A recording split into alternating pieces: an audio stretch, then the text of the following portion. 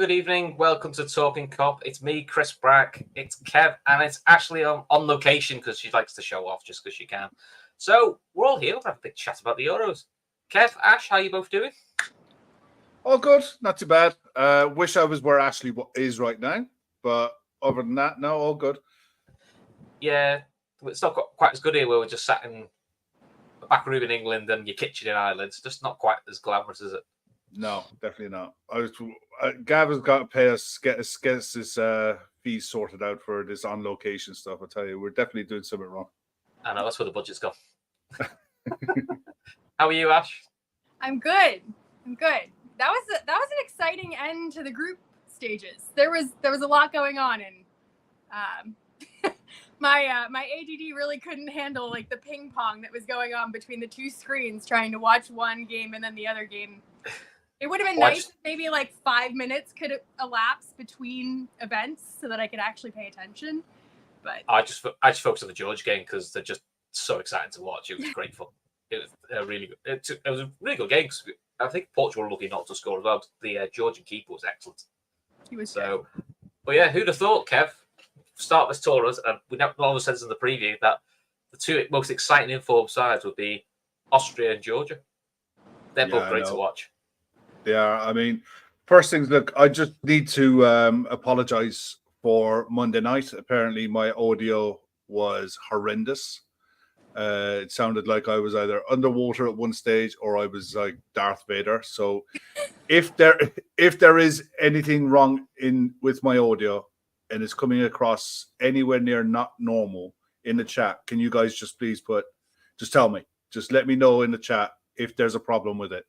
Because I need to try and get this sorted out. What happened was we had a big rejig around in the kitchen here and took everything apart for the PC, put it all back together, and I think I did something wrong. And it's not until someone pointed it out in the comments section, a bit rude, but what you're going to do. And yeah, it's not until someone tells me, because I never, ever, ever watch myself back, ever. And you just don't. So unless something is telling me that there's a problem with the audio or the video or anything like that, I won't know. So yeah, I just wanted to apologize for Monday night. This shouldn't have happened. But yeah, no, it's been mad. You look at, there's no way going into this tournament that I'd have thought France wouldn't have topped their group. Georgia in their first tournament would be like they are, picking up a win tonight against Portugal. Must change Portugal's side, but picking up a win on merit by all accounts and been a really good, really good. It was really entertaining game. I enjoyed it. Yeah, I think overall, I mean, I've enjoyed most of the games. There's been a few dross ones, but you're going to get that. But I think you're going to get dross games from, especially when you get into the last game of group stages, when there's so much riding on a draw or holding on for a win. And I think that's going to come more into play when we get into the knockout stages, where extra time and penalties become a thing. And to be honest with you, you saw it in some parts of Germany where match day conditions, they were playing in, and it was 30 plus degrees Celsius. So in the 90s, it's going to get hotter in Central Europe over the next week and a half, 2 weeks. So it's going to become a slower game to watch, which is going to be more boring, more attritional, and it's going to be difficult. You know, the conditions that they're going to be playing under are going to be tough to watch at times, but that's tournament football. Tournament football is very rare. You get open, attractive, attacking football. You know, I think we were spoiled for the first 2 rounds of games in this Euros, where most sides went at it. Not everyone, but most sides did. But all in all, I've been pleasantly surprised by some standout players and some unsung players. I mean, Georgia got top goal scorer, haven't they, Ash, of the tournament so far, which you wouldn't have had that at the start of it. But, you know, he looks handy. I'll open hands up, never heard of him. I think he plays, what is it? The League 2 in France? I think I wrote it down. It's Metz he plays for, which is in League 2 in France. And I'm a little disappointed none of us had him as top scorer. I don't think anyone had it. I mean, I don't think he'd be at Metz so much longer because in the turn of pace had him as well. Just make someone like him dangerous. Yeah, he looked good, and I'll make Cody Gakpo as second with 2. You know, and he looks happy left wing. Who knew? Going back Cody Gakpo is quite good when you play left wing. Never mind. We've got a few players that can play left wing, apparently. Yeah, right wing's a bit of a problem. Yeah. Well, We'll deal with that later. We'll deal with that later. But yeah, I mean, if we talk about the groups quickly, I mean, like Group A probably went to form-mashed in terms of the top two. Germany, Switzerland, I think that was quite expected. Scotland, I think we thought pre-tournament the chance of third would do a bit better than it. They were pretty drab, to be honest, and a bit of a non-event, unfortunately, for the Scots. Yeah, I mean, I thought I thought Hungary would put up a little bit more of a fight. I mean, it looks like they're going out, which is great for Szoboszlai to get a little bit of a rest. But I don't know. I thought they would have a little bit more in them. I think Scotland just, they sort of performed the way that I expected them to perform. I mean, losing Tierney was a big blow to them as well early on. So, I mean, I feel bad because, I don't know, I want Robbo to do well for some reason. I just want to see. I know that it means so much to him, but it'll be good to get the two of them back to the AXA as soon as possible. But yeah, otherwise, I think it went to plan. I think Germany actually did better than I expected.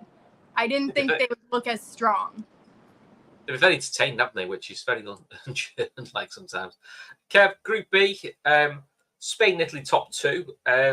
Croatia going out, though, was a bit of a surprise. I think we thought they'd probably get enough to get one of the best third-place sides, which is quite a disappointment, really. Probably, it's a very aging side, but I think I was hoping maybe for one last hurrah for the likes of Modric and Perisic, but didn't happen for them.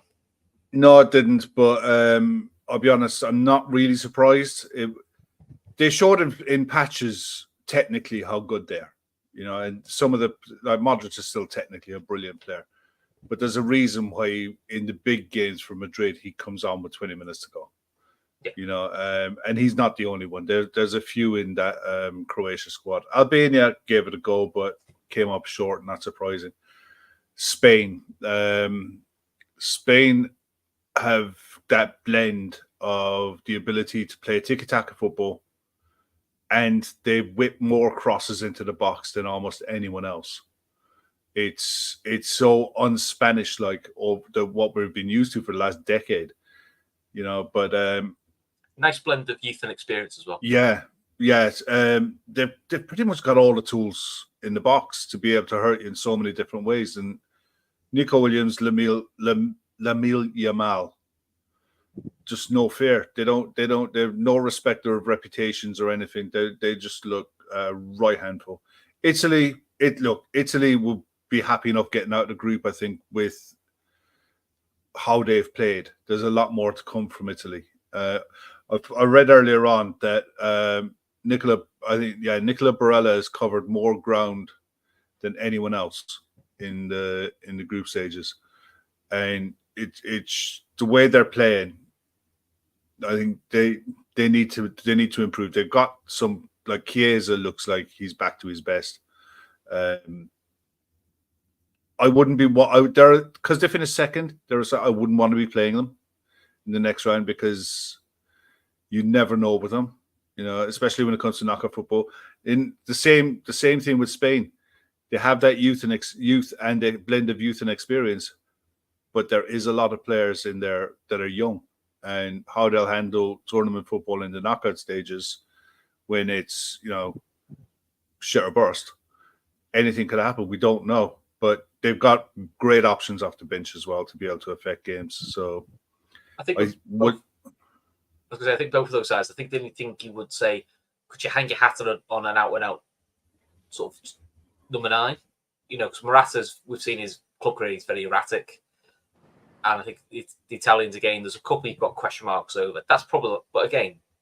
That's probably the only thing if you go, that might be a bit of could catch you out. You know what I mean? If, it's not your day, if you know what I mean. I think that's the only thing possible they lack. Whereas I would say Germany have like a lot of goals in them. They look like they've got a lot of goals in them. I think the one thing you look at Germany and having a player like Füllkrug to come off the bench, and he's different to anything that they've had for a long time. It's been a long time since Germany had that Karl-Heinz Rummenigge type of number 9. He's a big, strong, powerful centre forward who knows his game inside out and he knows what he's good at. and he plays to his strengths. And the players around him have the quality to find him and pick him out. With 20 minutes to go or 30 minutes of extra time, you wouldn't want to see him coming at you if you're a centre back. But the other side of it is, all the games that Germany have played, they've always looked like they could be got at. A good side could get at him. But this is the one thing I'm really liking about this tournament. It is open. There isn't a standout, hang your hat on a favourite side in this. Any one of probably 4 or 5 could really go out and win this. It's starting to remind me of the tournament when Greece won it. You're sat there waiting as the rounds go by for someone to come along and beat this side, and it just doesn't happen. They just find a way, and they find a way. There's a few sides in this tournament left that are like that. They just get a result. By hook or by crook, they get over the line with how they need to get over the line, and they don't care how they do it. Yeah, right. Sorry, Ashley, you get the exciting group, which was Group C, which was the dullest group going, where piss all happened. So England finished top. No England fans happy. They're all pretty turgid. I think Denmark are fairly happy. With the bracket. They'll be happy with the bracket, but I've said to Kev, this has a feeling of England and Roy Hodgson when we got Iceland, and you're going, oh shit. But I think, thanks to Georgia, England have actually got Slovakia in the next round, so they've avoided the Dutch for at least a little bit later if they get past them. But yeah, it's just, listen, if you said at the start of the tournament, England top the group, job done, great. But I think they were probably hoping for a bit more form or a bit of flair, a bit of something. But anything, yeah. The other teams kind of did what we expected them to do, but it was all in all pretty drab. Yeah, I mean, it's just much to do about nothing, really. They did the job. They got through the group, but there's really nothing to write home about except for, the positional issues that they have in England. I mean, I don't know if we learned anything yesterday from their performance. I mean, other than it's not Trent's fault. Who'd have thought it? I mean, that's what I learned, is that it wasn't his fault. But I don't know. I mean, putting on lads that run at people is always a good start. Because so many of those substitutions felt like, I think you said it in the chat, they were substitutions to prove a point, being like, oh, I checked the box, I played Palmer, or I played Mainu. They looked better when those two players were on the pitch. Gord looked more excited in those 5 minutes he gave him than anybody. I think he put him on 92 minutes. It's like, give the kid a chance. I mean, Trent must, hopefully the wake-up call to it is, look how much time you had on the ball, how much you affected the game playing right back. Yeah. And if I'm honest, I'm not his biggest fan, but I actually thought Walker looked better at left back for the half hour he did than Trippier. Better than Trippier for sure. I think I read a stat that I think Trent has the most chances created, even though I think he played 129 minutes. Yeah. So out of the entire England team, and even though he was taken off for multiple games in a row, he has the most creativity on offer. So I don't know. I mean, the ironic thing was too much sense to play him in his natural position. Yeah. The ironic thing was all of the ITV pundits who were slacking him off were all then saying, "Do you know what we need? We need someone who could pass the ball like Trent in centre mid." And then Neville saying, "You need to find a way of getting someone like a Trent in the side." The same Neville who's been spending the last two games going, "Get him out." Do you know what I mean? They don't know what they want. I mean, the latest one was play Saka left back. That's the latest. Oh, good. Theory. That's a great idea. Brilliant. So, seeing I gave you the horrible group, we'll talk about Group D, because this threw up some surprises. Austria topping the group with 2 wins. France finishing second. Holland qualified but finishing third. And Poland finishing 1 point. I mean, don't think anyone's had that one. No. I did have Poland finishing last. Austria, despite the fact they lost their opening game, looked good in that loss. And Ranić thank God Manchester United didn't listen to that guy. Because if they did, then they could be a problem by now. But they didn't, so they're not. But he's got that side so well drilled. And I put in the chat this morning, Stefan Posch is their right back. He plays for Bologna, 27 years of age. I think he's one of these players that's gone under the radar, but he's been very, very good this tournament. He's a centre back by trade. I mean, he's what, 6'3", 6 foot. Yeah, he's about 6'3", but they're playing him at right back. I think he's been very, very good. And when you look at the last game against the Netherlands, that was a great game. When I was on the other night and nobody could hear me, I said I thought Konrad Leimer would be their standout, the one to watch in that game against the Netherlands. He never started him, and he's been brilliant all season. So the fact that they got him rested, and that was arguably the game of the group stage against the Netherlands, because I don't think the Dutch were bad. It's just that Austria scored some really, really good goals, and I'm still convinced with the Dutch having Depay as number 9. Are you actually? No. I know he's not far off being the all-time Dutch goal scorer. Which sounds bizarre saying that. He's not far off, but he just doesn't convince me as a number 9. I always think the Dutch look better when they put Weghorst through to give us a focal point. They all seem to look more threatening. Well, it's kind of like with Füllkrug coming in to the German team. Like, they may not work in traditional format, like in their club teams, but in a tournament like this, having a striker that just sits on the edge of the penalty box and can put the ball in the net is worth its weight in gold. And I think it's worth a shot. I mean, even Cody Gakpo, when he moved in a little bit at the end, I know we were just saying that he looks great on the left wing, but when he moved inside and he got that goal in the game, I was thinking he even looked more dangerous than Depay. So yeah, I don't know. I think Weghorst's record's like 1 in 3 for the Dutch. It's a decent record. It's not like he's just every now and again. He's pretty lethal. The thing is, strikers like Weghorst, when we were growing up, they were a dime a dozen. They were everywhere. Every side had one. Nowadays, having a big, tall, strong 6'6" target man just is rare as hen's teeth. It doesn't happen very often. And he's another one. Ashley's right. Like Füllkrug knows his own game. Olivier Giroud for France is a classic of that ilk. Someone who knows their game inside out and knows how to use their body to get themselves space in tight areas. I still haven't seen Xerxes come off the bench. He's another big, young, tall striker that they could play off. I agree with you. Depay, for whatever reason, I don't know if he's got hidden photos or something somewhere, but he's done not much. I mean, yeah, he got a goal against Austria, and it was a good goal. It was a nice finish.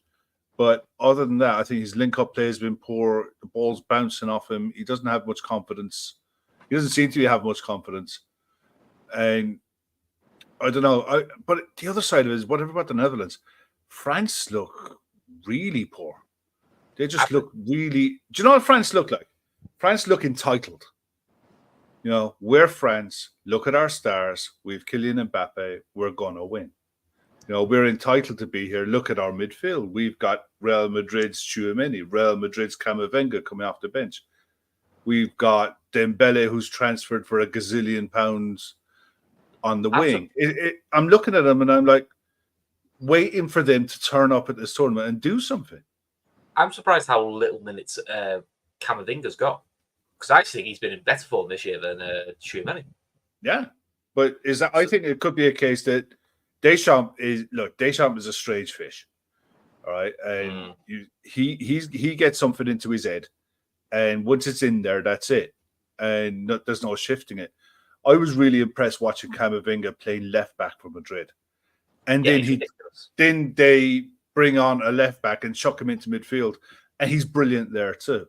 I don't get it. I think he should. I can't understand how he's not the main man. But it seems to me the problem with France seems to be getting forward. They're not conceding goals. I think they've conceded one. Same as England. England have only conceded one goal a worldie, and they don't give up that many chances. And France are the same. They don't concede many. They don't concede many chances. But at the other end, with the talent that's available to them, they're just not doing it. Maybe they'll kick into life in the knockout stages. I don't know. But hand on heart, you look at them and you're like, expect more. Got to be honest about it. I expected a lot more out of France. Yeah. So let's go to the next group then. Group E, which I'll be honest, it's probably one of the groups I've watched very little of. Romania topped it. Belgium finished second. Slovakia qualified, finished third, and Ukraine finished last. Apart from the early Belgian loss, I couldn't say anything exciting about this group. What about you guys? So I think Ukraine was actually really, really unlucky to get kicked out. I mean, they got 4 points.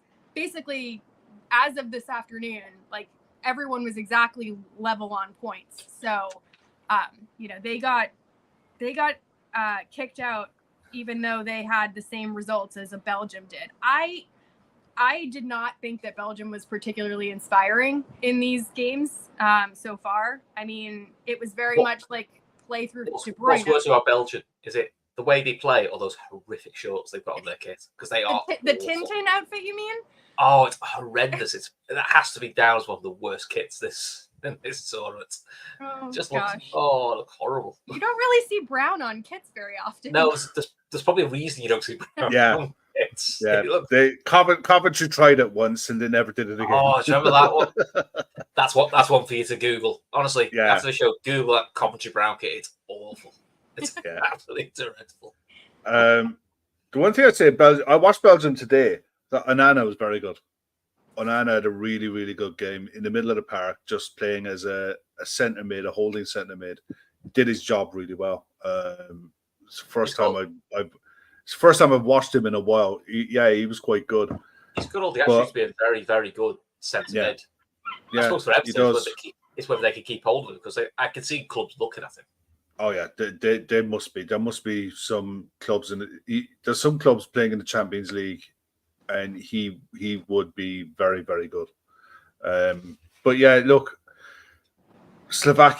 England, Slovakia, they're very well drilled, decent players, no standout talents that you'd say, yeah, he's a game winner. What they scored the header they scored today, Duda, I think he scored it. It was a really good header. But again, Romania, another one. It's a horrible group, because I remember looking at the start. I thought Belgium would win it, but the other three, it was a toss-up. Anything could happen, And as it turns out, it's just luck of the draw. Unfortunately, that they all finish on 4 points.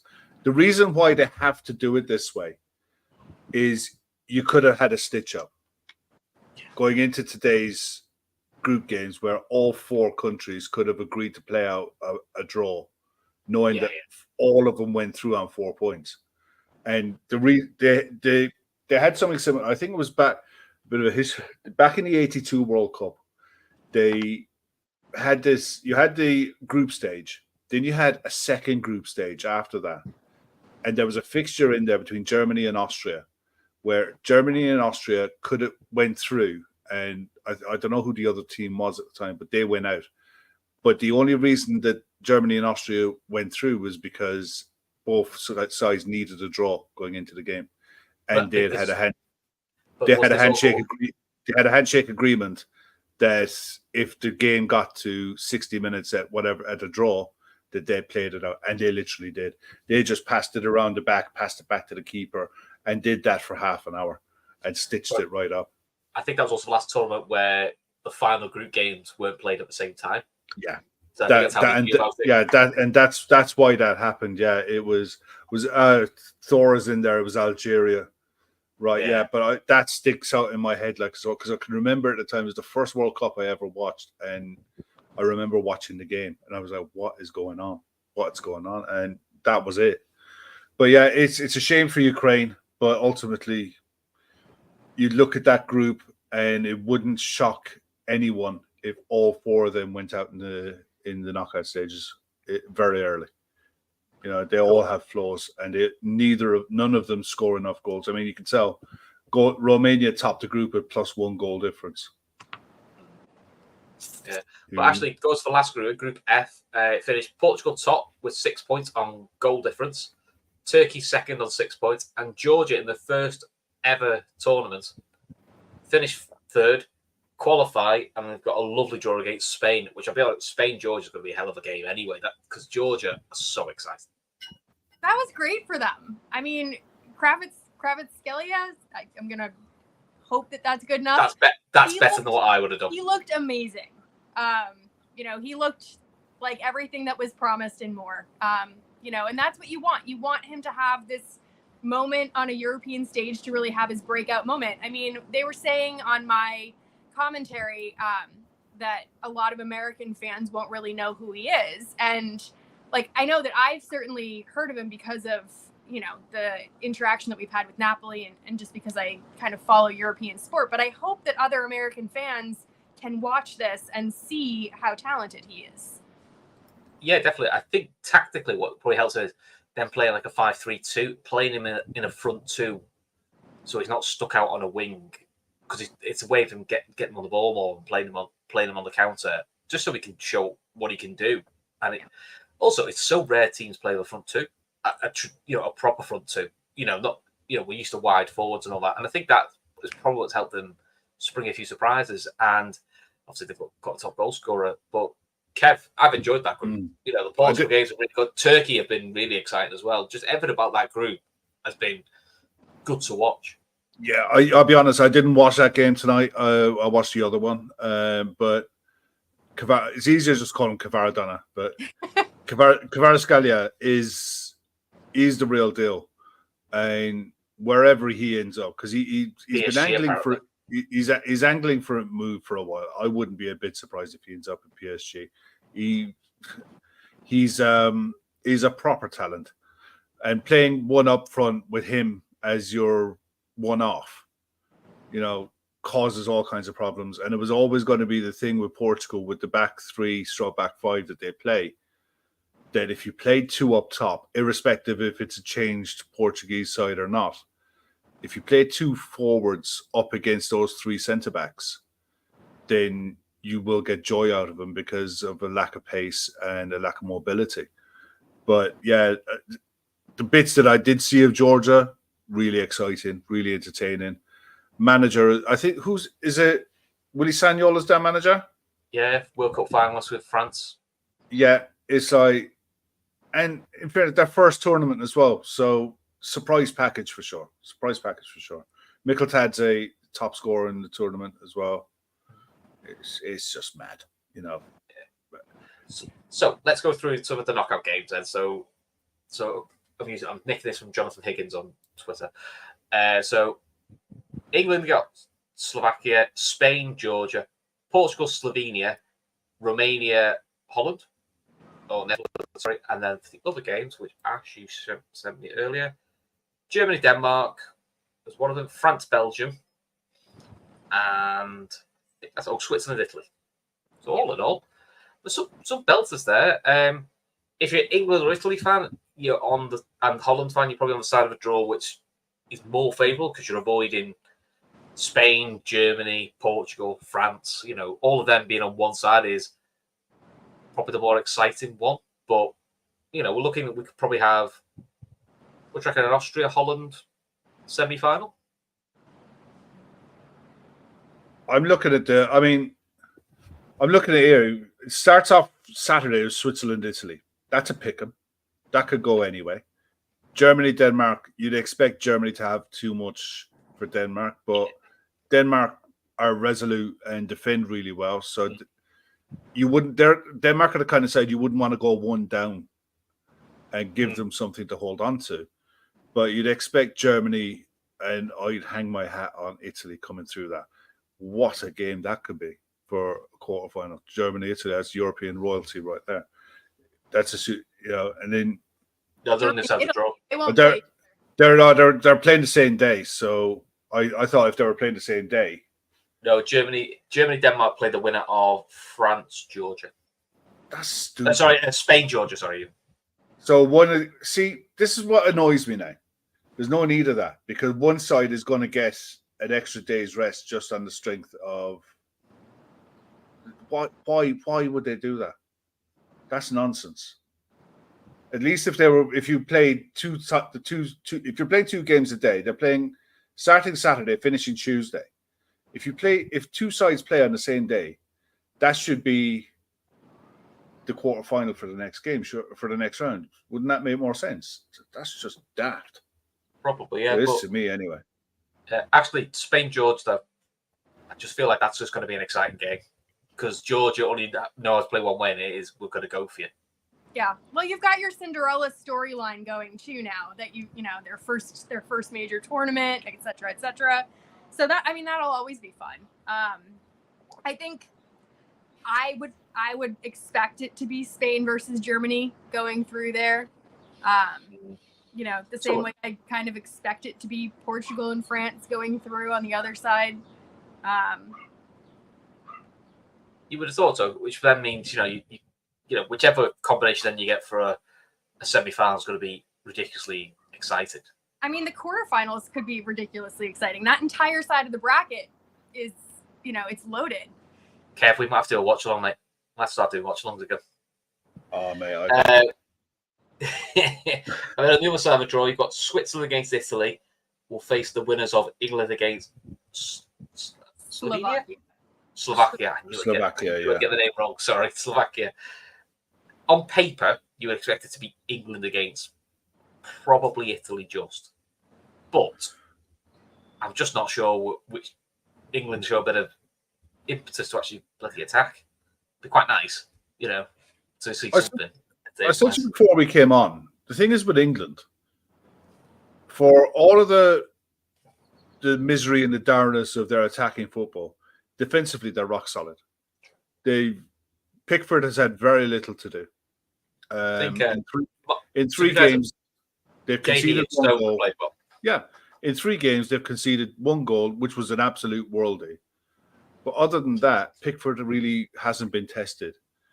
And the one thing that they probably will do against a side like Slovakia is they'll dominate the ball.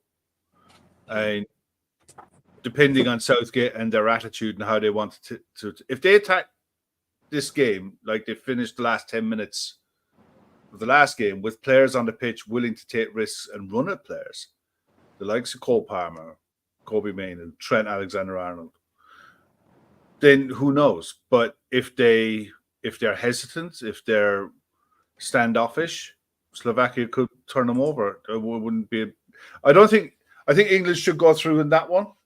But if Slovakia took it to extra time and nicked it, or Slovakia beat them, wouldn't be out of the ordinary. The other one, Switzerland, Italy, I think I'd fancy Italy just. And then you could is that so the winners of Slovakia, England play the winners of Switzerland, Italy, yeah? Yes, and then the other side of it, that's a repeat of the final from 4 years ago if England and Italy go through. They also have one more day of rest. Yeah. So one half of that bracket will have one more day of rest, which doesn't. And then the other side of the bracket is Romania versus the Netherlands will face the winner of Austria versus Turkey. Austria versus Turkey feels that. I think that could go out. Yeah. That could be a belter of a game. That could be an absolute belter of a game. I really like Austria's pressing. Like I like when you see that in tournament football because it's not as common. And they look so organized. Yeah. And someone mentioned in the chat earlier on Sabitzer. When I was talking about Poch, Sabitzer's been very good, but he was really good in the Champions League as well. He didn't stand out when he went on loan to Manchester United, but he was probably nobody likes being sent out on loan. And by the way, you're going to one of the biggest clubs in Europe on loan, but they don't really want you.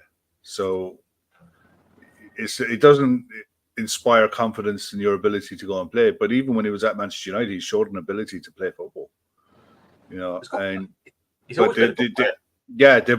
all bought into that pressing style as well. So, Ash, you've been asked about your backdrop. You're not sat at home surrounded by the cats and the dogs and your lovely apartment. So, where are you today? So I'm in the North Shore of Massachusetts. I was telling the guys earlier, if you ever watched the movie The Perfect Storm, that is where I am. So it's a little fishing town.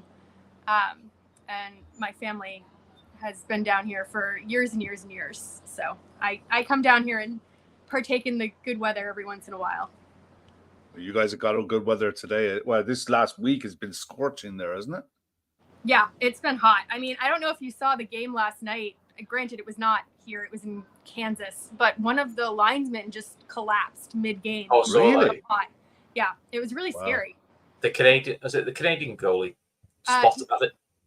The goalie spotted it. Yeah, he spotted it. He literally just collapsed on the sideline. It was really scary, but it was. Yeah. I think it was heat stroke. So it's been quite hot. Yeah, it's not healthy weather in the northeast in New England at the moment as well. I know that, but yeah, no, it's absolutely stunning where you are. It really is. We're all jealous. Yeah, we are. Gav's paying you too much. Ashley, who sort of stood out for you player wise? Any sort of surprise packages that who's sort of caught your eye?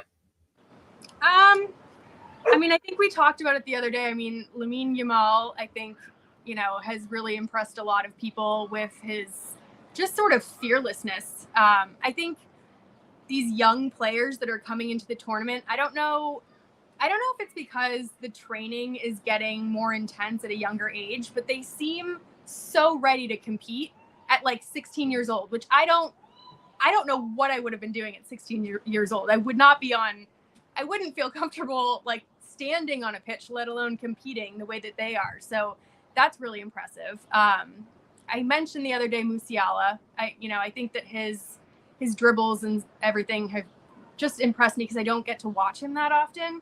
And I don't remember him being quite as stardusty when he was back at Fulham, I think it was. I think when he switched allegiances to Germany and obviously went away and played in Germany, that seemed to almost like take the public's eye off him a little bit, which probably actually did him a favour, to be fair. I mean, it seems to be the way to go for a lot of these young English kids right now. That's the two that have stood out, I think. Yeah. Kev, who stood out for you? Spain, just for the variety in how they play.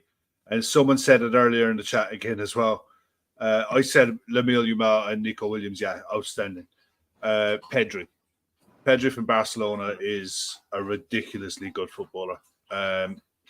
Silky, brilliant passing, energy, has it all. He's got all the tools of the trade to be a world class operator.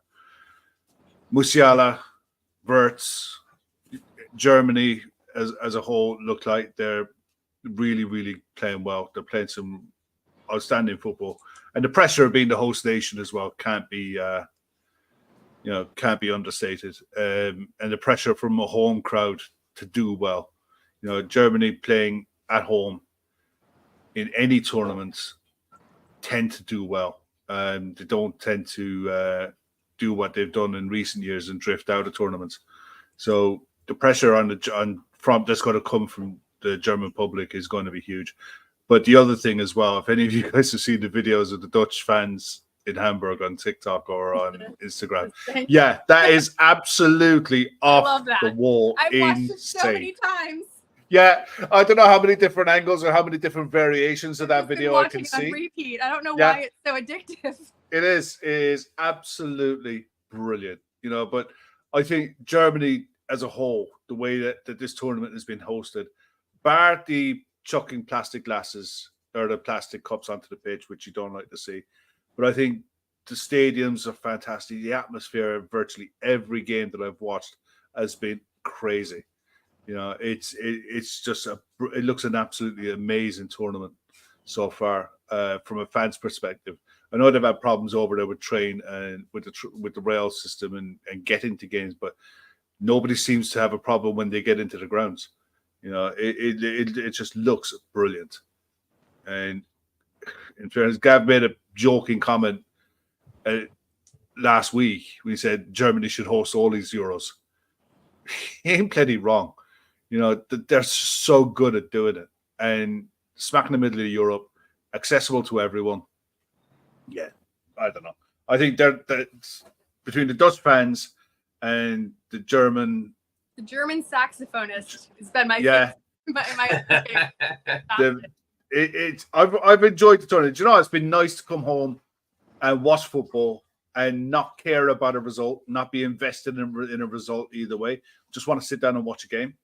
But it's when you sit down going like, Romania, Turkey, going, I watch it, I've got to go, and you're going, this is a brilliant game. It's not like I wasn't expecting this. This is great.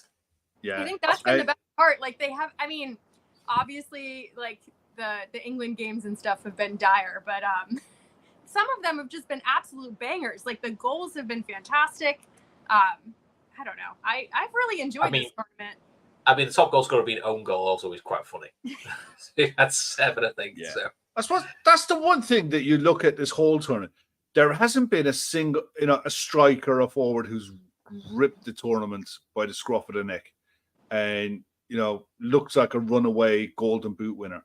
Normally in the group stages, someone will have pulled away. I think the last Euros, Ronaldo? No, was it last Euros or the Euros before? Ronaldo was top scorer and your man Patrick Schick was joint top scorer. I think it might be the last Euros.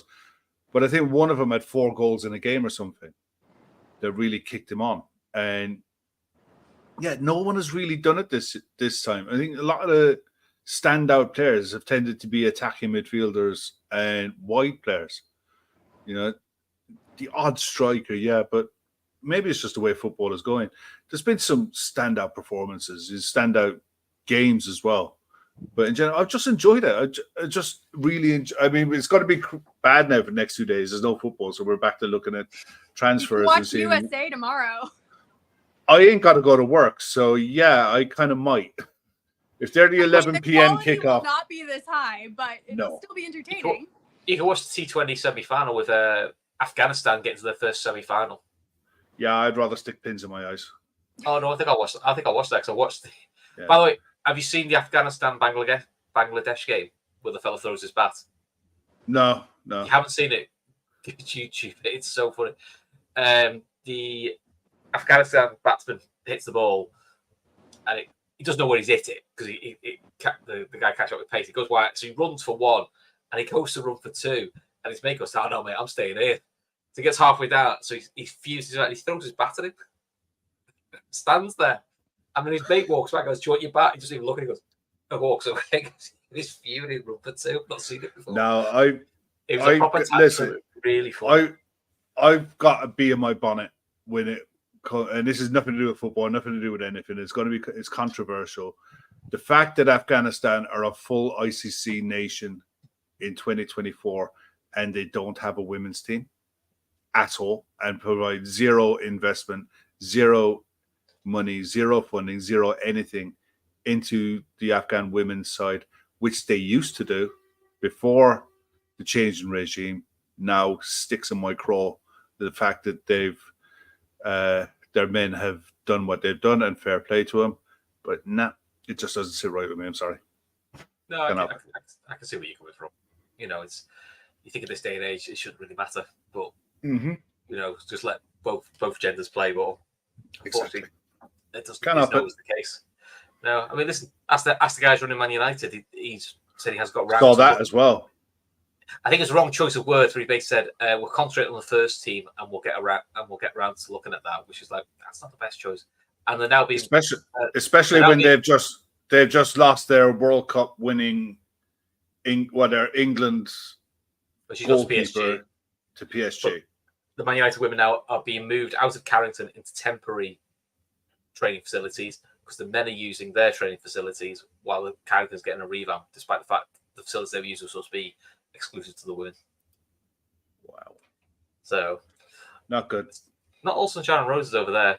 So I'll be honest, I think we've done well there. 50 minutes. I think we covered the entire Euros. Should we have a 9-minute thing talking about transfers before we go? Anything exciting? I did see a random link. Was it Tottenham offer 20 million and Lo Celso for Jacob Ramsey, which Villa went, no thanks. Ash, you're on mute a minute.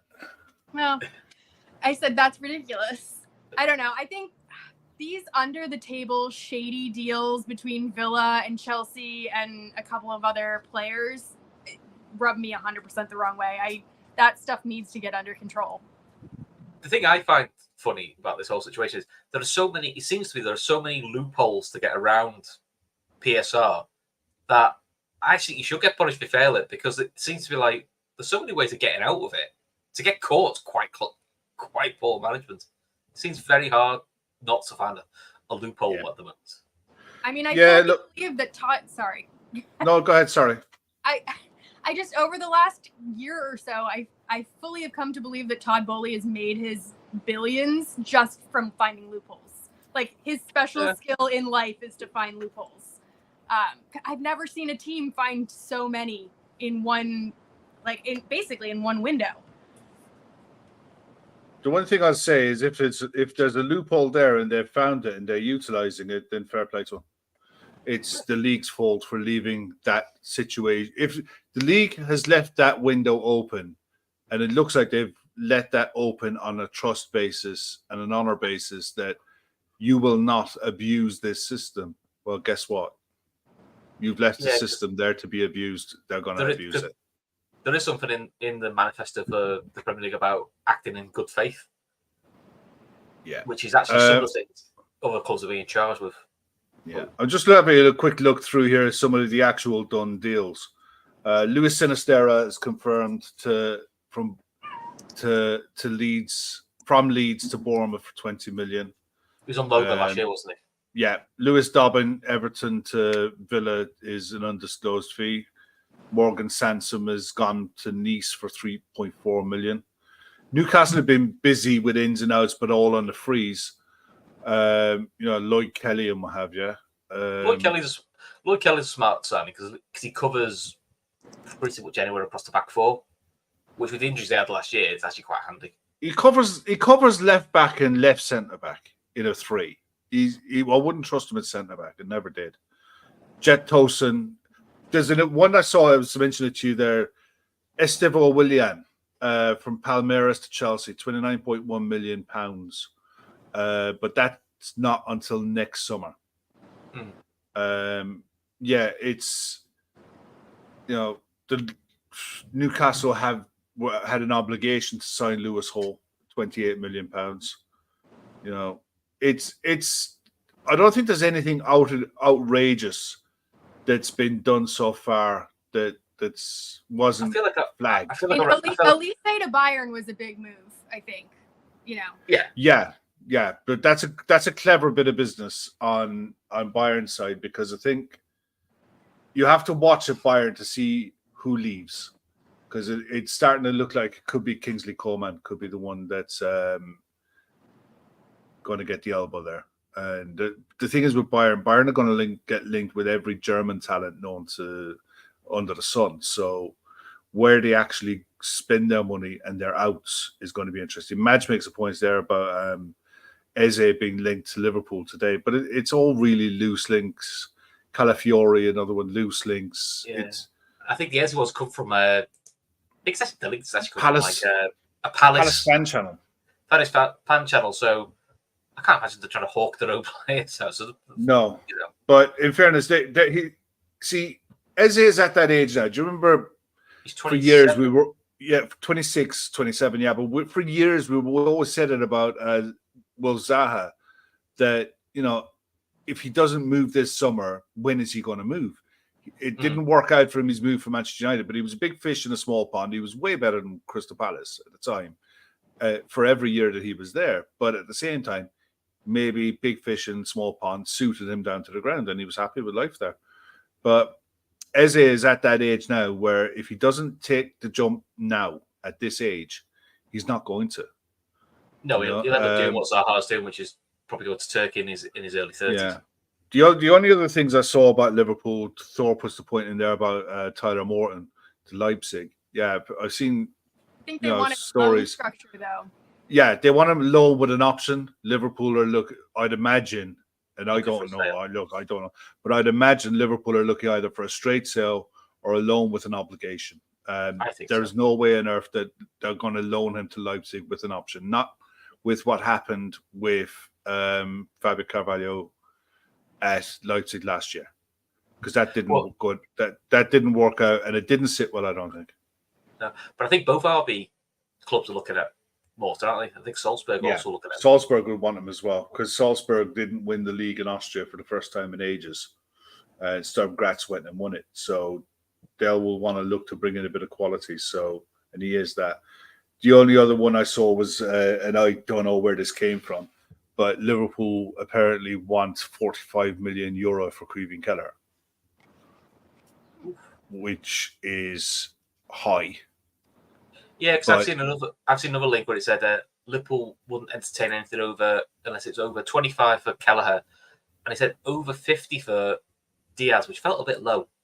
25, 75 for Diaz too. I feel like the numbers what I are mean. all over the place. See, until we start to see how the market evolves, we don't know what a base figure is.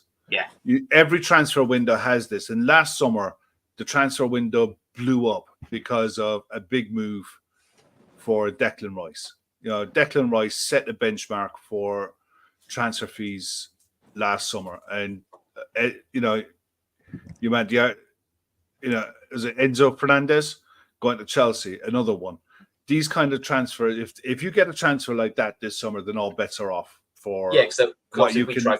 We tried to get Caicedo for similar fees, didn't we? Yeah. So for what you're going to be asking for players, if you see a deal like that happen for a good player who's not a world-class player by any stretch of the imagination, but a very, very good player, and their transfer fees in and around £100 million, 120 million euro or whatever it is. No, I'm sorry. All bets are off for any transfer fee for what you're going to start demanding from players. So until the Euros are finished, we start to see deals actually start to happen. Who knows? I do wonder with the Kelleher stuff too, if the price goes up with Adrian leaving.